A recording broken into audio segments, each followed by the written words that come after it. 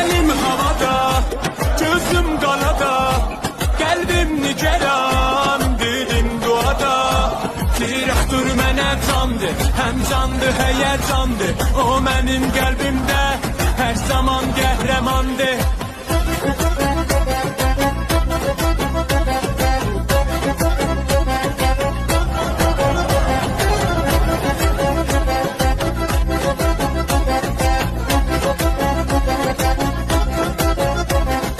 Topdu nə də qoldu, nə sağdı nə də soldu. Direktör bir kitabdı, düşüncədi bir yoldu. Təbriz ərdə bir cəncan, Urmumiyana həmədan. Dünya səni tanıyır, heyrandı sənə Tehran. Əlim havada,